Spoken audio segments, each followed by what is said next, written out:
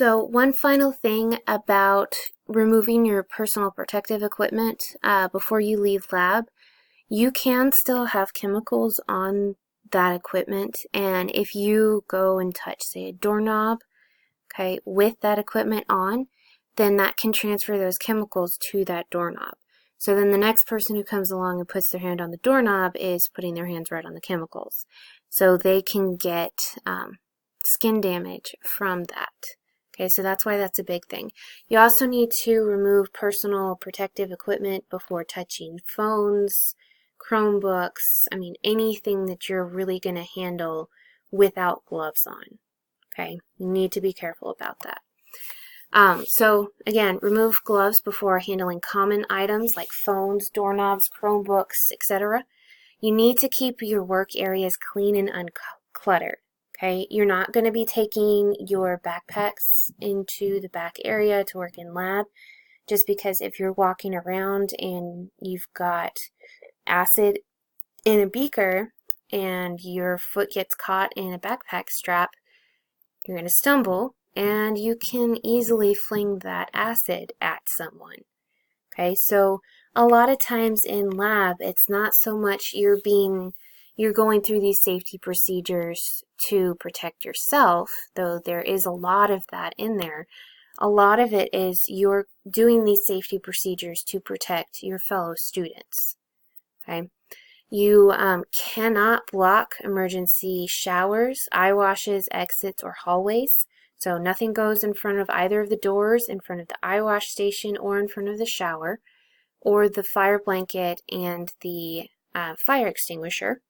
You have to report all accidents, no matter how minor they are. Okay.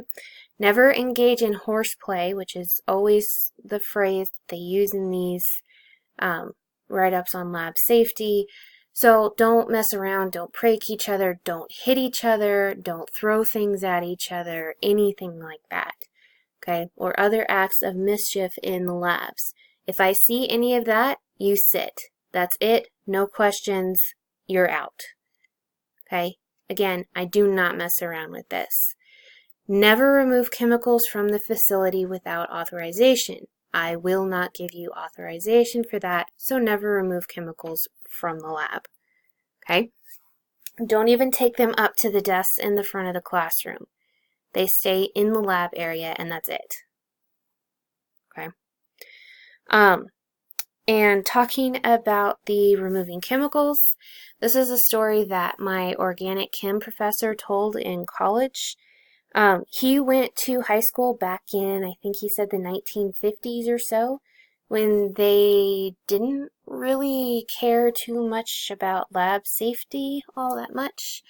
And he was actually able to easily walk out of the classroom with the chemicals to make TNT, which he made at his house. He survived, but almost didn't survive his parents coming home afterwards. Emergency procedures. Know where the nearest emergency eye wash station and showers are and how to use them. I will show you how to use them. They're relatively simple. Eye wash station, there's a bar behind the little eye wash where the water comes out, and you just push down on that bar. Shower, you just pull down on the handle. Okay? Fire extinguisher, you pull the pin and then point and aim and squeeze the little trigger. Fire blanket, you wrap the person in the fire blanket and kind of roll them around on the ground. Know at least 2 exits from the lab area in case of an emergency. So obviously we have the 2 doors. That is why we actually have 2 doors. In the event of an emergency, if I don't already know about it, make sure that I know. Okay, I am the one who is charged with responding to emergencies. So, and then once you let me know, I will let you know if we need to evacuate or what needs to happen at that point. Okay, so now we're going to talk about consequences. So, again, I do not mess around with lab safety at all. If I don't think you can be trusted, I will not let you in the lab. And that is fully my ability. I have the right to tell you that you cannot do lab. Okay? You get one chance. If I tell you to sit during one lab, then you will have to re-go through all of this lab safety procedures, and then you'll be admitted into the next lab. If you screw up again, that's it. You don't get back in at all. Okay?